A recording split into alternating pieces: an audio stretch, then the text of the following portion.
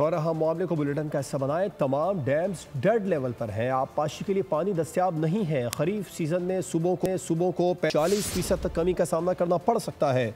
Indus river system authority की तकनीकी committee ने खतरे की घंटी बजा दी। इजलास में पानी की तकसीम की सिफारिशात एडवाइजरी कमेटी में पेश करने का फैसला। सूबों के नुमाइंदों ने पानी की दस्तियाबी के अदाद शुमार पर तशवीश का इजहार कर दिया।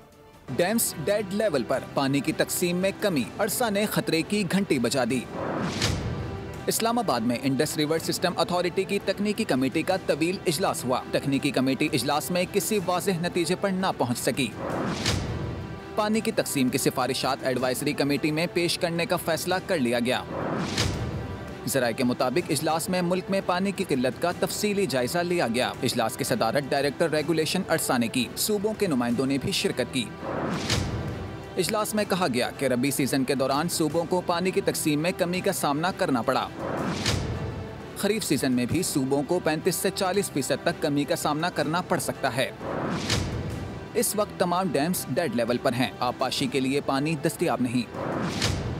इजलास में फैसला किया गया कि दरियाओं में पानी की आमद का जायजा लेकर तकसीम की जाएगी। इस साल तवक्को से 62% बारिशें कम हुई, जिससे किल्लत में इजाफा हुआ। सूबों के नुमाइंदों ने भी पानी की दस्तयाबी के आदाद शुमार पर तशवीश का इजहार किया।